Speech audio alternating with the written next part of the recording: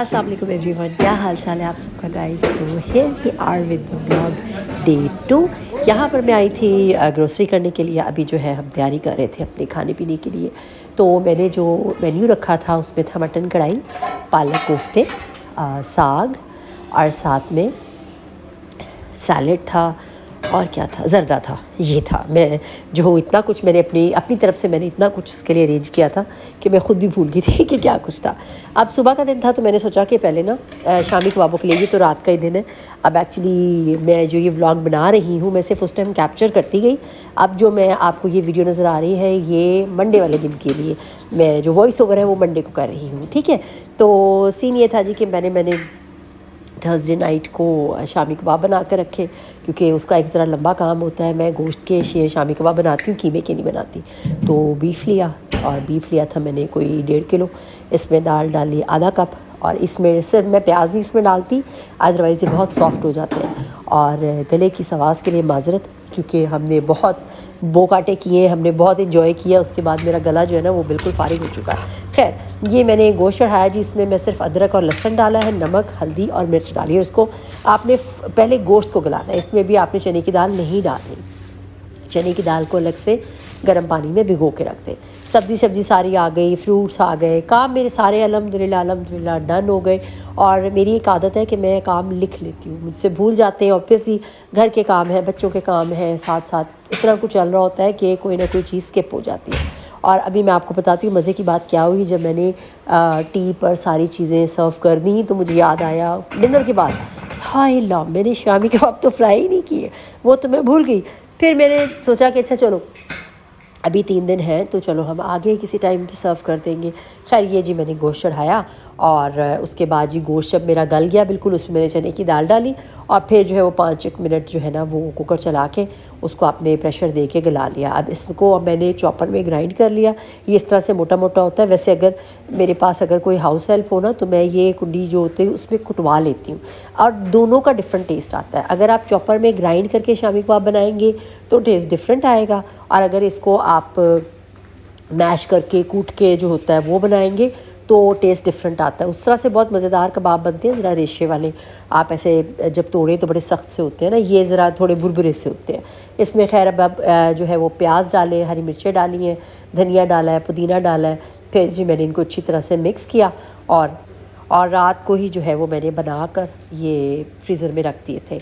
और 1.5 किलो के अंदर मैंने आधा कप जो है, आधा ग्लास जैसे होता है वो चने की दाल डाली थी, और ये टोटल मेरे बने थे ऑलमोस्ट 45 के करीब। और प्याज़ों का नहीं, कबाबों का जो साइज़ है वो ज़रा मैं छोटा ही रखती हूँ, नॉर्मल सा, बहुत बड़े बड़े भारी कबाब नहीं कि इंसान अगर एक ले ले तो उसके बाद लेते हुए भी दोबारा शर्म आए, और ये कि खा ले तो पेट ही भर जाए। अपनी तरफ से तो मैंने पूरी कोशिश की कि मैं एक एक जो मेरा डिटेलिंग थी वो जो है कैप्चर कर सकूं, लेकिन इतना कुछ साथ साथ चल रहा होता है कि मुझे बीच में टाइम नहीं भी मिला। But I have tried my level best कि मैं आपको सारी अपनी तैयारी दिखाऊं, और बसंत को जो हमने 3 दिन इंजॉय किया वो भी दिखाऊं। हमने बहुत हल्ला गुल्ला किया तीनों दिन में, मतलब पता ही नहीं चला वो तीनों दिन कैसे गुजर गए। जब आपकी फ़ैमिली इकट्ठी होती है ना, और फैमिली में प्यार हो, मोहब्बत हो, बहुत मज़ा आता है। हमने मिलकर नाश्ते किए, मिलकर खाने खाए, हम बाहर गए, घूमे फिरे। हमने फर्स्ट डे तो फ्राइडे को वो लोग शाम तक आए थे मेरे गेस्ट, तो हमने चाय पी, चाय के बाद रात का खाना खाया। फिर हम मार्केट में चले गए, हम लोग पार्क में चले गए। हमने इतना फ़न किया है कि ये 3 दिन ऐसे थे जैसे बसंत नहीं है, ईद है। हमने तो ईद मना ली है। रमज़ान से पहले हमने ईद इंजॉय की है। सच में माशाल्लाह बहुत मज़ा आया। अल्लाह ताला हर किसी के घर में ऐसे ही खैर आफ़ियत रखे, और इसी तरह प्यार मोहब्बत से आपके मेहमान आए, आप उनको खाना सर्व करें, आप उनके साथ एंजॉय करें, और उनको भी अच्छा लगे, आपको भी अच्छा लगे। और आपके जो बच्चे होते हैं ना घर में माशाल्लाह, वो देखते हैं फिर ये चीज़ें, और यही आपकी वैल्यूज़, यही आपका कल्चर आगे फिर जो है वो जनरेशन टू जनरेशन जो है वो चलता जाता है। कि ये आपके जो आपके तौर तरीके, जो वैल्यूज़ आप बच्चों को दिखाते हैं, बच्चे वही सीखते हैं। अगर आज वो देख रहे हैं कि हमारी माँ इतनी खुश है और तरह तरह के खाने बना रही है मेहमानों के लिए, तो वो इस चीज़ को आगे भी इनहेरिट करेंगे इंशाल्लाह कि जब मेहमान आए तो इसी तरह खुशी से आप रंग बिरंगे खाने बनाएं और खुशी से उनका इस्तकबाल करें, उनको टाइम दें, उनको कंपनी दें, और उनको घुमाए फिराए, उनका जो सफ़र है, जो वो आपके पास आए हैं, इतनी दूर से सफ़र करके आए हैं, उनका वो टाइम जो है वो बेस्ट बनाए। यहाँ फिर जो है मैंने 2 शामी कबाब को ट्राई करके देखा। अच्छा, मैं ज़्यादातर शामी कबाब के ऊपर अंडा लगा के फ्राई नहीं करती। मैं इसमें मैंने जैसे आपको बताया 1.5 किलो गोश्त है, आधा गिलास दाल है, तो मैंने इसमें 3 अंडे डाले थे और इसकी बाइंडिंग बहुत अच्छी थी। मैं शामी कबाबों में ब्रेड भी नहीं डालती, मुझे उससे टेस्ट नहीं अच्छा लगता। तो मेरे शामी कबाबों में प्योर कीमा दाल ही होती है, मतलब गोश्त और दाल होती है। मैं अंडे ऐसे डाल देती हूँ और अब आप देखेंगे कि मेरे जो ये शामी कबाब है ना, बिल्कुल भी नहीं टूटते। मैं इसके ऊपर अंडा लगा के नहीं, हाँ जब ये फ्रोज़न होते हैं ना, तो फिर मैं अभी जैसे ये मेरे पास फ्रोज़न है तो मैं अभी निकालूंगी, अंडा ऊपर इसकी कोटिंग करूँगी और फिर फ्राई करूँगी। लेकिन जब मैं फ्रेश बनाती हूँ तो फ्रेश ये डायरेक्ट मैं जब तवे पर रखती हूँ ये ऐसे ही फ्राई हो जाते हैं। मैंने ये फ्राई किए थे just to taste the salt, कि इसमें भी नमक मिर्च कैसी है। बेहतरीन थी माशाल्लाह। ये मैंने रात को ट्राई भी करवाई अपने हस्बैंड को भी, अपने फादर इन लॉ को भी, कि जी आप खाकर बताएं कैसा जायका। उन्होंने कहा ज़बरदस्त है, बहुत मज़ेदार है। और हुआ ये कि जी अगले दिन मैं फ्राई करना ही भूल गई। और अब मेरे फादर इन लॉ जो है वो बड़े खुश और बड़ा मेरा मजाक भी बनाए कि मैंने तो रात ही टेस्ट कर लिए थे और तुमने जो है ना वो अभी भूल गई हो। इतना कुछ फौजिया ने बनाया कि फौजिया भूल गई है। मैंने कहा नहीं भूल ही नहीं हो हाँ भूल गई हो। लेकिन नेक्स्ट टाइम फिर हमने उसको टी टाइम में सर्व कर दिया था, वो भी मैं आपको दिखाऊंगी। जब भी सलमान किचन में आए मैंने उनसे कहा कि आप ज़रा टेस्ट करके देखें इसमें नमक मिर्च कैसा है। क्या लगे अच्छा चलो कर लेते हैं टेस्ट। ये मैंने इनको टेस्ट करवाया, इन्हें अच्छा लगा, मज़ेदार लगा, तो फिर वो अप्रूव्ड हो जाता है। क्योंकि मैं नमक ज़रा थोड़ा कम खाती हूँ, मैं मिर्चें भी थोड़ी कम खाती हूँ, और बाकी जो एक नॉर्मल टेस्ट होता है उसके हिसाब से लोग नमक मिर्च ज़रा कबाबों में तेज़ खाते हैं। और ये देखिए जी कबाब ना टूटे ना पूठे, बिल्कुल सही सलामत। और ना मैंने इसके ऊपर कोई अंडे की कोटिंग भी नहीं की। और क्योंकि ये फ्रेश थे तो बस इनको हल्का सा कलर ही देना होता है अंदर से, तो ये कोफ्ती होते हैं, गोश्त भी पका हुआ है, हर चीज़ पकी हुई है। ये देखिए जी मेरे ज़बरदस्त से पालक कोफ्ते ये तैयार हो गए। और अभी ये जो मैंने जर्दे का पानी रखा था, जर्दे के चावल उबाल के मैंने रखे थे, ये सुबह का टाइम है बेसिकली। फ्राइडे मॉर्निंग को मैंने सबसे पहले ये 2 काम किए थे। मैं सुबह जल्दी उठी हूँ 9 बजे, और 8:30-9 बजे उठ के ना मैंने सबसे पहले पालक कोफ्ते बना के साइड पे रखे, क्योंकि इसका काम आसान था। पालक मैंने जल्दी से बनाई, साफ़ की, और उधर से मैंने मसाला भुना, कोफ्ते डाले और जनाब पालक डाल के रेडी कर दिया। फिर मैंने सोचा कि जर्दे के जो चावल है ना उनको बॉईल करके रख देती हूँ। फिर मैंने साइड पे सैलड काटनी शुरू कर दी, चिकन चाउमीन बनाई थी, उसके भी मैंने सारे लवाजमात काट के साइड पे रखवा लिए। मुझे सिर्फ ये कन्फ्यूजन थी कि अगर मैंने जर्दे के चावल अभी उबाल के रख लिए और बनाया उसको शाम को, तो ऐसा तो नहीं होगा कि जी शाम तक मेरे चावल जो है वो अकड़ ही जाए। फिर मैंने कॉल की अपनी खाला को, क्योंकि अम्मी तो अब है नहीं, तो खाला मेरी ऐसी है, अल्लाह ताला उनको 100 बरस की ज़िंदगी दे, अल्लाह उनको बहुत सेहत दे। जो ये वीडियो देख रहा है प्लीज़ मेरी खाला के लिए दुआ कीजिएगा। उनको लास्ट ईयर जो है वो ब्रेस्ट कैंसर डायग्नोज्ड हुआ था, कि वो भी हुई और सर्जरी भी हुई, but still she is suffering in pen. तो प्लीज़ उनके लिए बहुत दुआएं, बहुत उनके लिए दुआ कीजिएगा कि अल्लाह ताला उनको लंबी उम्र दे, सेहतियाबी दे।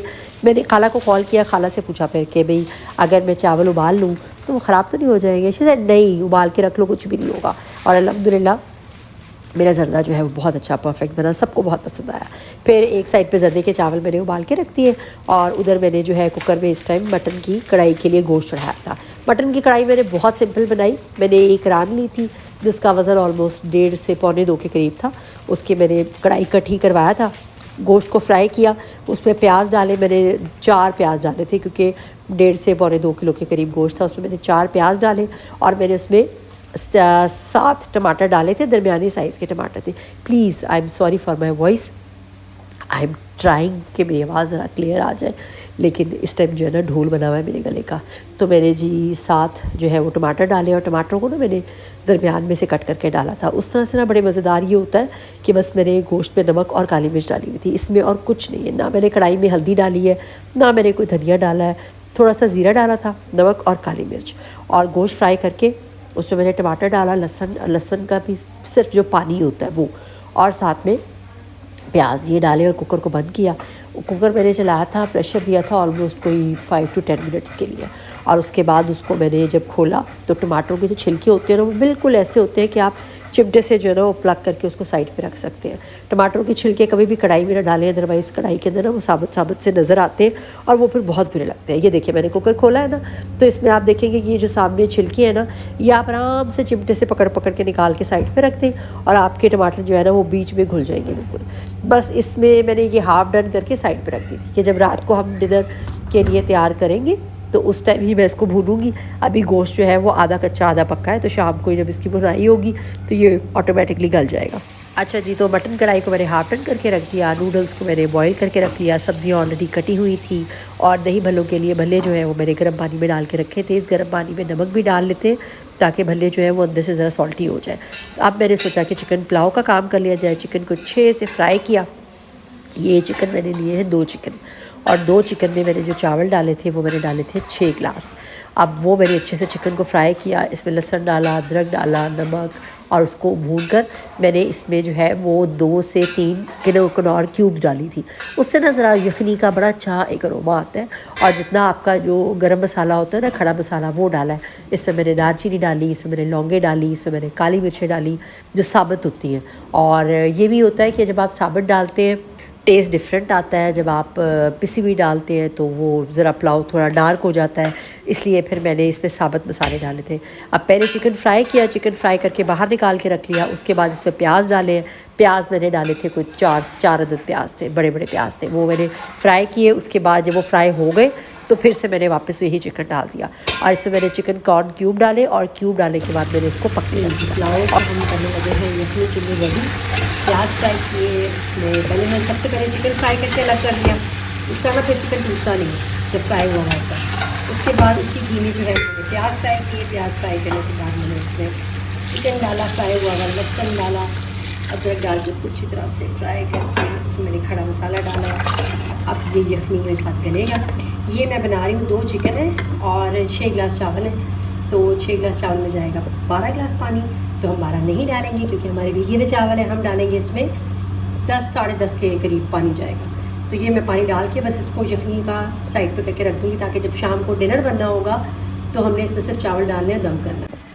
काम मेरा ऑलमोस्ट डन हो गया है। मतलब मैंने जो है मटन कढ़ाई वो भी हाफ रेडी करके रखी है। यहाँ तो इतना डार्क है कि मैं नज़र ही नहीं आ रही कि मैं काम कर रही हूँ, ये मेरा बहुत काम कर रहा है। यहाँ है ना रोशनी। खैर, काम मेरा जी ऑलमोस्ट डन हो गया। ये मेरी मटन कढ़ाई है जो मैंने रेडी करके रखी है।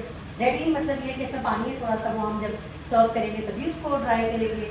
ये मैंने सर्दी के चावल भी उबाल के रखे हुए हैं। उधर मेरे दही बन मेरे रखने रेडी हैं, उधर मेरे नूडल्स जो है वो हुए में। अब मैं बस ये जो चिकन पुलाव है इसको मैंने यखनी बना के साइड पे रखना है, फिर मैंने नूडल्स बनानी है और उसके बाद मैंने खुद रेडी होना है। कब बर्तन निकालने हैं, खुद कहाँ से रेडी होना है, अभी खुद नहीं रेडी होना, अभी बर्तन निकालने हैं। अच्छा, काम काफ़ी है लेकिन अल्लाह का शुक्र है, मुझे बड़ा मज़ा आ रहा है। मुझे ऐसा नहीं है भाई इतना काम है, भाई कैसे करूँ मेरे पास, और मेरे पास कोई हाउस हेल्प भी आजकल नहीं है। ये देखिए आप मेरी जो है मर्दानगी, मतलब ये कि मेरे पास एक जो हाउस हेल्प आती है वो सफाई करके चली जाती है, बर्तन शर्तन धो देती है।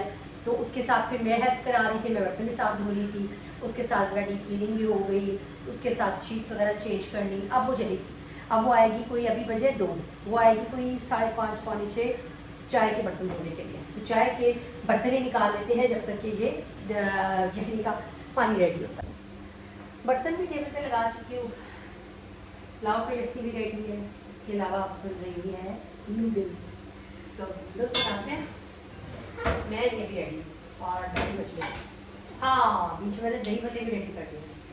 दही फ्रीज़र में, दही भी मैंने खुद घर में लगाया। मैं हमारे घर में बाजार का दही बहुत मायूब समझा जाता है। मायूब तो नहीं, सेंस से ज़्यादातर हम कोशिश करते हैं कि घर में दही लगा लें, तो माशाल्लाह दूध होता है। वो मैंने सुबह उठ के दही जमाया था कोई 9 बजे और दही 2 बजे तक रेडी था। अब सर्दियाँ ज़रा ज़्यादा टाइम लगता है और अब मेरे रखा फ्रीज़र में ज़रा सेट होने के लिए, वो सेट होगा। इतने मैंने जो भल्ले हैं उनको डिश में लगा के उसमें प्याज डाल के, हरी मिर्चें डाल के, और पीस जो मेरे पास दही पड़ा था वो 2-2 चम्मच डाल के मैंने फ्रिज में रख दिया। अब मैंने सिर्फ ऊपर दही डालना होगा, उसके ऊपर चटनियाँ डालनी होंगी और मेरे दही बने रेडी, गुड टू गो हो गए। समोसे फ्राई करने हैं, वो हम करेंगे इंशाल्लाह कोई 4 to 5। मैं चाह रही हूँ नूडल्स गर्म करके मैं बना के साइड पे रख दूँ ताकि मेरा सिर्फ फ्राइंग वाला काम हो, कुकिंग वाला काम ख़त्म हो।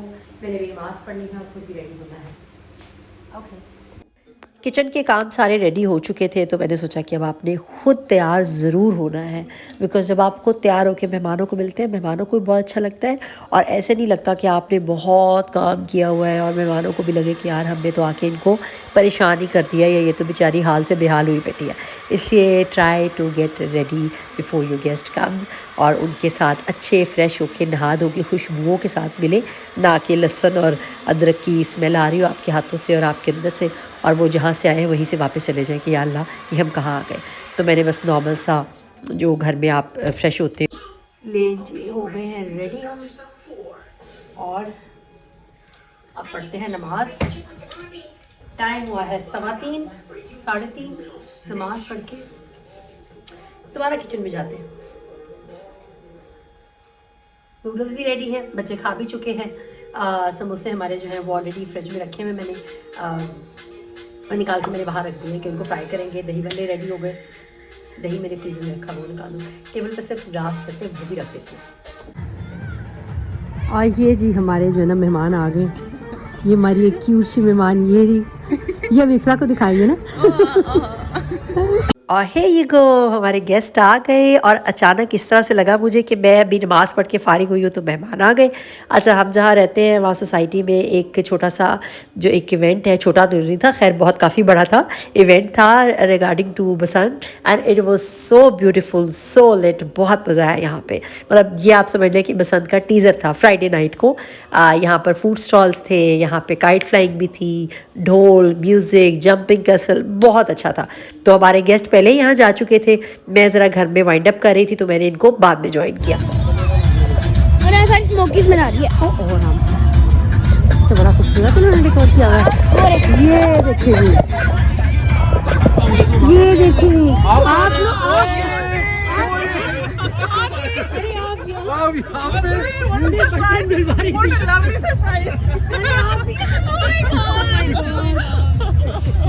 और वो कितने छोटे से बच्चे, छोटे से बच्चे भी आए हुए हैं। ये तो बच्चे भाग गए थे, हम आ रहे थे कह रहे थे, कहते हैं अभी वो लोग भी आने वाले हैं।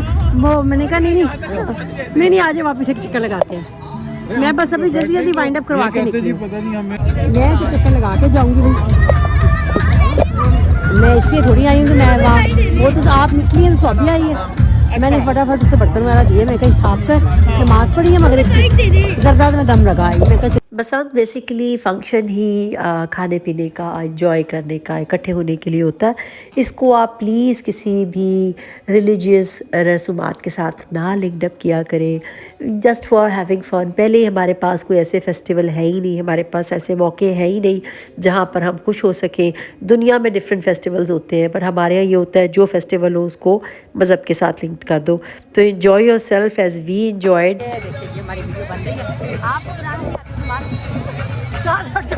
ये मैंने एक सेल्फी स्टिक ली और पता नहीं ये शायद ऑनलाइन थी या क्या था, या आई थिंक ये सलमान चाइना से लाए थे। ये चल ही नहीं रही है, अजीब टेढ़ी मेढ़ी है, लेकिन मैंने गुजारा किया इससे। टेढ़ी बन रही, कोई बात नहीं, बंद करिए ना।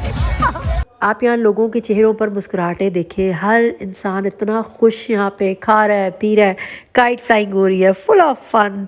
तो हमने तो यहाँ बहुत मज़ा किया, आई होप आप सब ने भी किया होगा। ये जी हम घर आए, घर आके मैंने फटाफट खाना रेडी किया। मेरी मटन कढ़ाई इतनी मज़ेदार और खूब जी फुल रेडी। और ये रहा साग एक्चुअली मैंने पहले बनाया था, मैंने फ्रेश किया इस टाइम। जर्दा मेरा ऑलरेडी दम पे, और जी पालक कोफ्ते तो मैंने आपको दिखाए, वो मेरे सुबह के रेडी थे। ये जी मेरा यखनी का टाइम था और हमने बहुत इन्जॉय किया, खाना खाया। ये नेक्स्ट डे हम नियॉन स्क्वायर गए थे फॉर बसंत फेस्टिवल। लाली चंगी तरह ला के जी लाहौर दी कुड़ियाँ मेला वेखन गई थी, तो ये हम जा रहे हैं नियॉन स्क्वायर। नियॉन स्क्वायर में बहुत प्यारा इवेंट था, वो मैं आपको आगे दिखाती हूँ। वहाँ पे भी फूड स्टॉल्स थे, काइट फ्लाइंग्स थी, वहाँ से आप काइट्स बाय भी कर सकते हैं। Yes, it was very expensive. Kites की प्राइस, पिन्ने की प्राइस बहुत महंगी थी, बट वी एंजॉयड।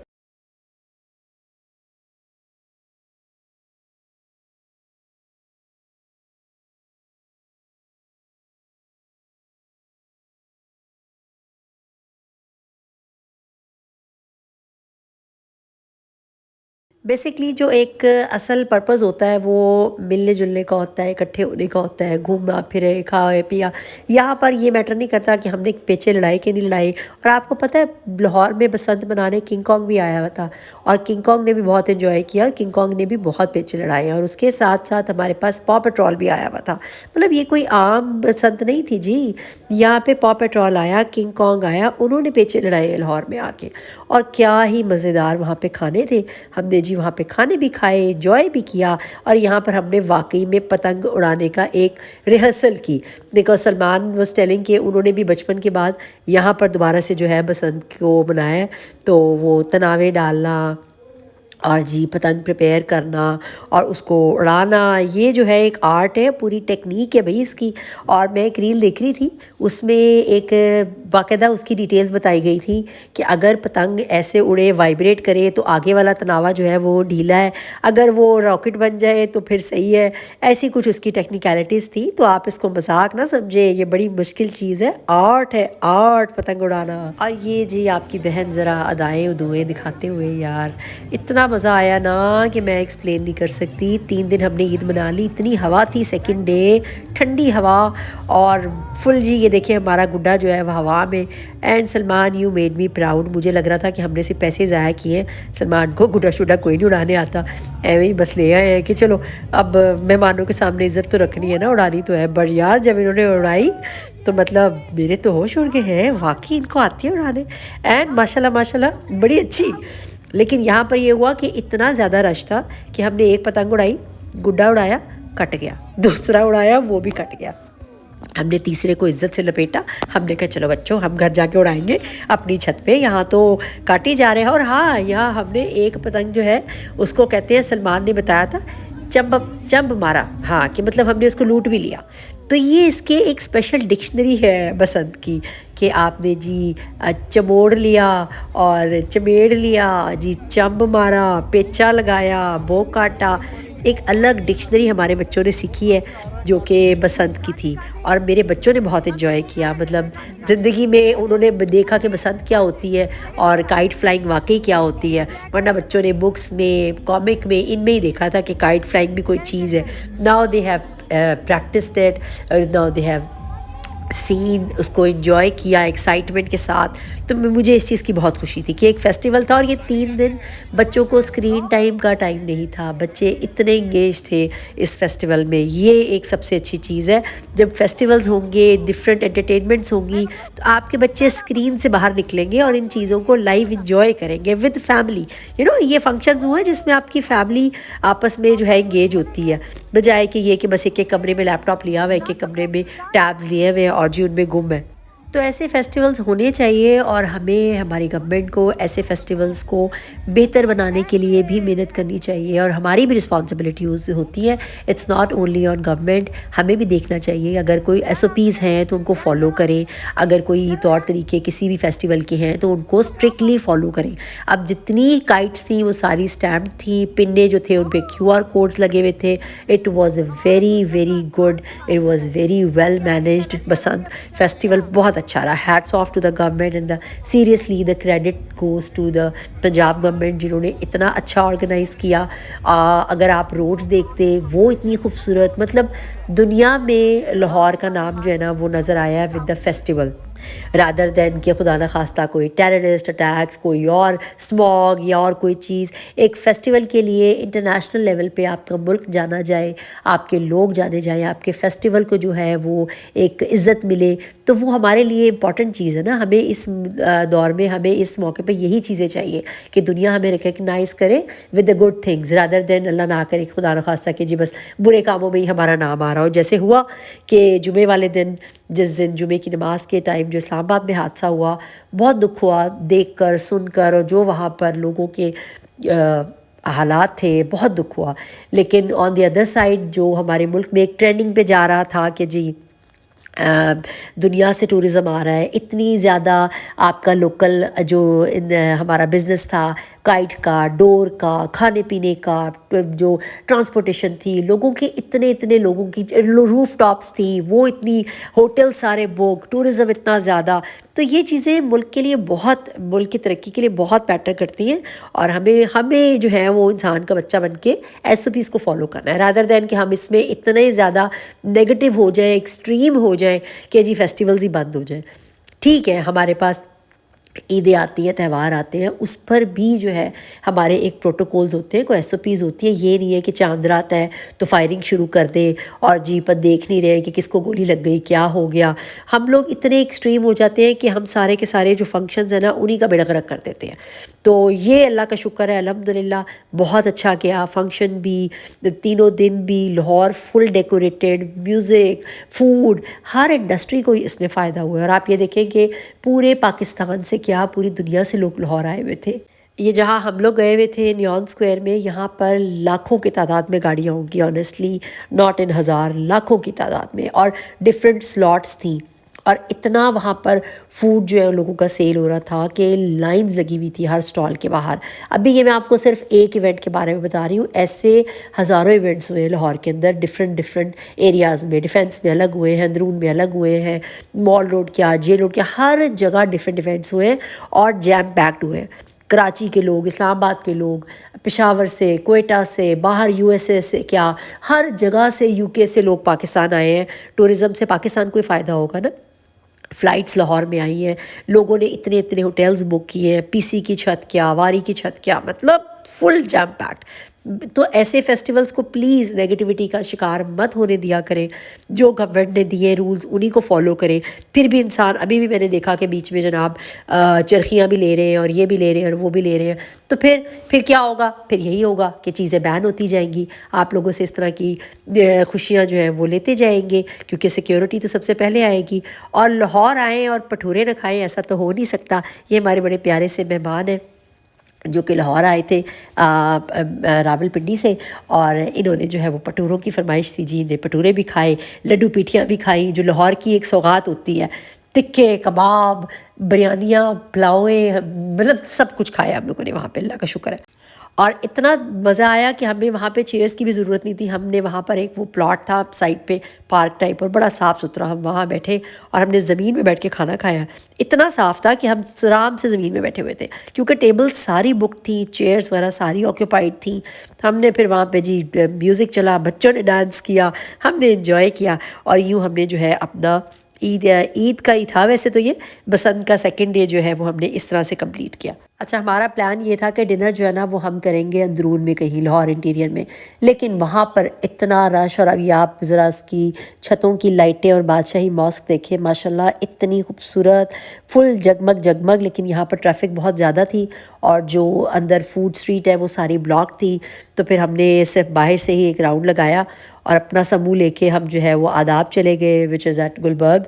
वहाँ गुलबर्ग हमने खाना खाया और हम रात को घर आए हैं कोई 12:30-1 बजे के करीब, और फुल सारा दिन के थके हुए, इतनी ज़्यादा जो है एक्साइटमेंट और इतने ज़्यादा फ़न के बाद हमने बस बिस्तर देखे और सोए।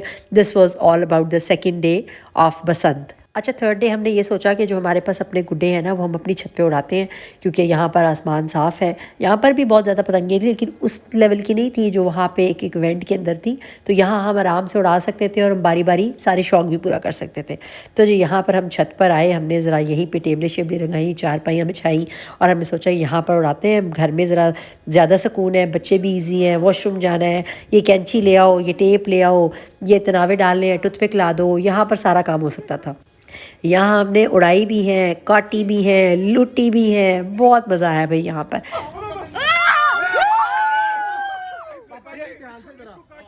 ये चुमोने वाला काम हो गया। जरा थोड़ा ध्यान से आपा जी, जरा इनका ध्यान खींचे रखें। एक और आ रही, आप भाभी आराम से। मेरे father in law wasn't well, लेकिन जब उन्होंने छत पे ऐसे हल्ला गुल्ला देखा ना, ही वॉज माशाल्लाह सो एक्टिव।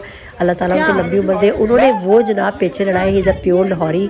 मुझे इतना क्यूट लगा उनको देखकर, वो ऐसे एक्टिव हुए हैं। उन्होंने जनाब गुड्डे उड़ा, तनावे बता, सब कुछ में पार्टिसिपेट, ऐसे नहीं ऐसे करते, ऐसे नहीं ऐसे करते। And this is the actual thing ना, यही तो खूबसूरती है बसंत की, कि कि आप सारे इकट्ठे होकर एंजॉय करते हैं। हमने ऊपर चाय शाय पी, वो जो शामी कबाब मैं भूल गई थी, मैं वो भी ऊपर फ्राई करके लाई। समोसे थे, समोसे भी फ्राई किए, वो हमने ऊपर एंजॉय किया और हम मगरिब तक यही रहे। पेचा जीते नहीं है लेकिन पेचा भी हो गया। अच्छा जी, और आप क्या कर रही हैं? नहीं, ब्लैक हाँ वो भी ऐसा ऐसा हमारे पतंग वो हमारे साथ साथ ने समोसों की वीडियो बनाई और यूँ इस तरह से हमारा जो है वो सारे तीनों दिन जो है वो कंप्लीट फुल ऑफ फन गुजरे और आपके सामने है। आई होप आपको मेरी वीडियो अच्छी लगी होगी। सो प्लीज़ मेरे चैनल को लाइक, सब्सक्राइब एंड शेयर ज़रूर कीजिएगा। मैं इंशाल्लाह कोशिश करूँगी इसी तरह की वीडियोस जो है वो बनाती रहूँ और मुझे अपना फ़ीडबैक्स में जो है, फ़ीडबैक्स क्या होता है, फ़ीडबैक जो है वो प्लीज़ मुझे कमेंट सेक्शन में ज़रूर दीजिएगा कि अगर मैं इसको बेहतर कैसे बनाऊँ या आप लोग क्या देखना चाहते हैं। तो यूँ जी मगरिब हुई और मगरिब के बाद जो है वो हम नीचे आए हैं, फिर हमने रात को खाना शाना खाया और अब मेरे मेहमान जो हैं वापस जा चुके हैं। अब हम वेट करेंगे कि इंशाल्लाह नेक्स्ट हमारी कब दोबारा मीटिंग हो इनके साथ, प्रॉबेबली ईद पर या ईद के बाद या गर्मियों की छुट्टियों में। लेकिन इंशाल्लाह इसी तरह मिलते रहें, हंसते रहें, खेलते रहें, खूब सारा एंजॉय करते रहें, पॉजिटिव एनर्जी जो है वो स्प्रेड करते रहें और बच्चों को यूं ही जो है वो अपनी वैल्यूज़ और अपनी जो हमारा कल्चर है उसके साथ जोड़ते रहें। बच्चों को अपने रिश्तेदारों के साथ जो है वो मिलना जुलना, प्यार मोहब्बत, उनको कंपनी देना, ये सिखाएं ताकि हमारे बच्चे जो हैं कल को हमारी जो वैल्यूज़ हैं उनको लेके आगे जनरेशन टू जनरेशन जो है वो जाए, बजाय कि हम जो वेस्टर्न कल्चर है उसी को प्रमोट करें और उसी को लेकर चलें और हमारे बच्चे भी आगे यही देखें कि जी प्राइवेसी होती है और अलग अलग होते हैं और हम जो है वो ज़्यादातर हमें दूसरे के ना लाइफ में इंटरफेयर करना है ना अपनी लाइफ में इंटरफेयर करवाना है। ऐसे नहीं होता है। जहाँ फैमिली होती है, जहाँ साथ रहते हैं, वहाँ पर एक दूसरे का ख्याल रखना, एक दूसरे को समझाना, एक दूसरे की लाइफ में अपनी प्रेजेंस रखना बहुत ज़रूरी होती है। इंटरफेयर करने में और किसी के लिए कंसर्न होने में बहुत फ़र्क होता है और जहाँ पर आपके रिश्ते होते हैं वहाँ आप एक दूसरे के लिए कंसर्न्ड होते हैं, रादर देन ये कि आप ये कहें कि जी मेरी लाइफ में इंटरफेयर ना करो या फ़लाँ के लाइफ में इंटरफेयर ना करो। वो उनका अपना पर्सनल मैटर है, बिल्कुल होता है। आपको एक दूसरे की प्राइवेसी की रिस्पेक्ट करनी चाहिए, एक दूसरे का पर्सनल मैटर है उसको आपको देखना चाहिए, लेकिन कंसर्न रहें अपने रिश्तेदारों के बारे में, अपने घर वालों के बारे में, अपने बहन भाइयों को लेकर उनके लिए कंसर्न रहें कि are they happy, are they okay, do they need anything, किसी को कोई चीज़ की ज़रूरत तो नहीं है, आपके जो रिश्तेदार हैं वो सब खुशहाल हैं। तो इतने खूबसूरत मगरिब के मंज़र के साथ मैं आपसे लेती हूँ इजाज़त। I hope you like it. अल्लाह हाफ़िज़। दुआ में याद रखिएगा।